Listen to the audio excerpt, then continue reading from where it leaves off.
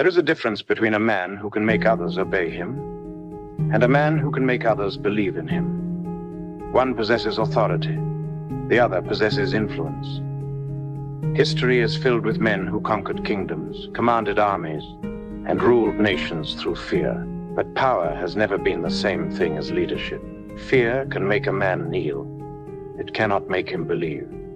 And this is where the true art of leadership begins.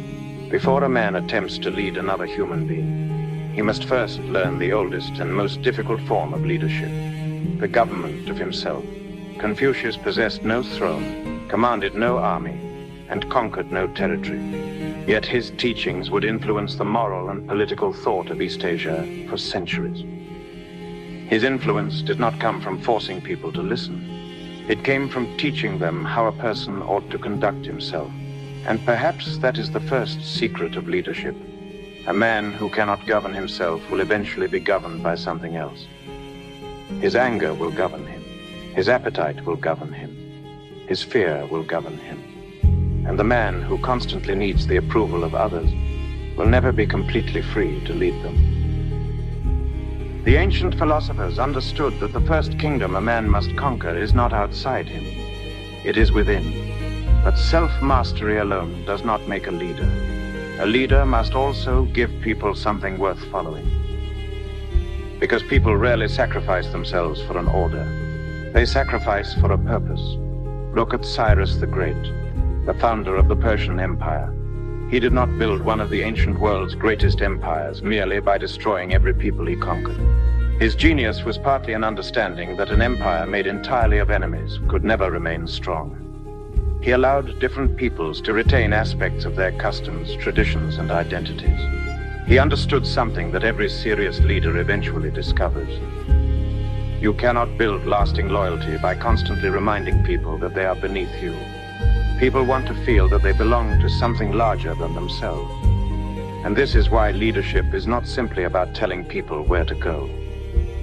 It is about showing them why the journey matters. But purpose means very little if the man presenting it refuses to share the burden.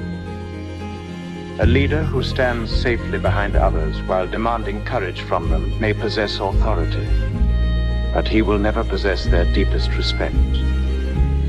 The greatest commanders understood this instinctively. Alexander's famous campaigns were not led from a distant palace. He marched with his soldiers, crossed the same difficult terrain, endured the same exhaustion, and exposed himself to the same dangers.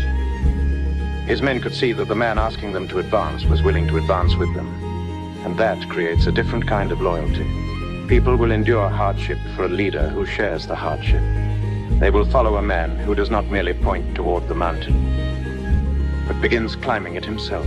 Yet leadership becomes truly difficult when the people you lead no longer agree with one another. This is where character becomes more important than charisma.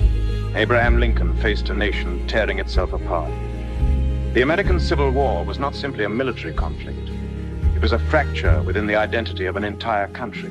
Lincoln had opponents around him, political enemies, military failures, enormous casualties, and constant pressure to abandon his cause.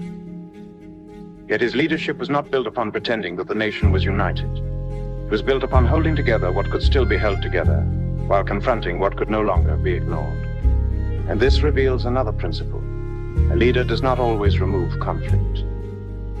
Sometimes he gives people a reason to endure it without destroying one another.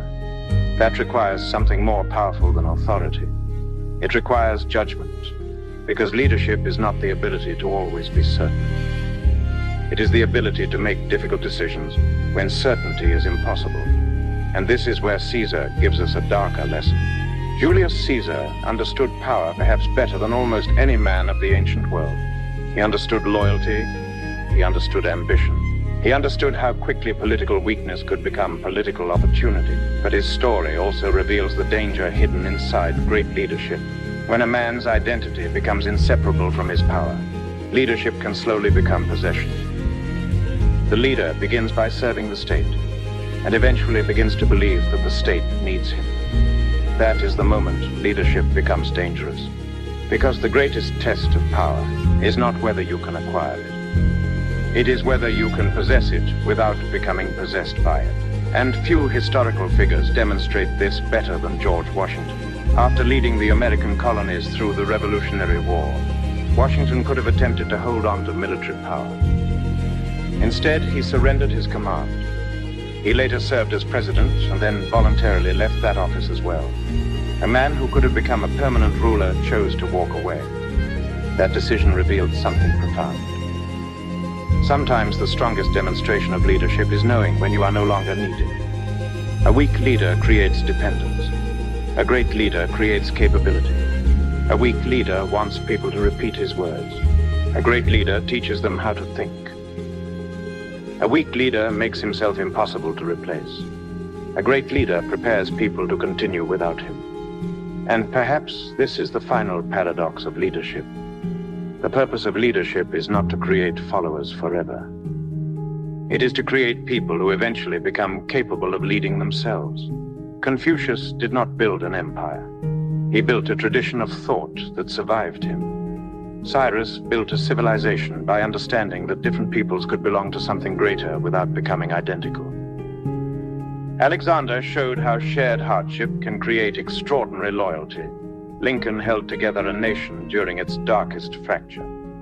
Caesar showed how the pursuit of power can consume the man who seeks it. And Washington demonstrated that sometimes the highest use of power is the ability to surrender it. Different men, different centuries, different civilizations, yet beneath them lies the same truth. Leadership is not standing above people. It is accepting a responsibility that others are willing to trust you with.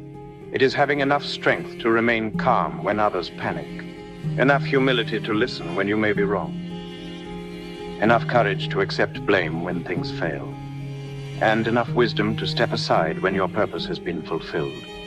Because power can make people obey you. Fear can make them submit. Charisma can make them admire you. But character can make them believe in you. And when people believe in you, you no longer need to stand above them to lead. You simply walk toward the horizon, and those who believe in the direction choose to walk beside you. And perhaps that is the highest form of leadership, not to make people smaller beneath your shadow, but to leave them strong enough to cast their own.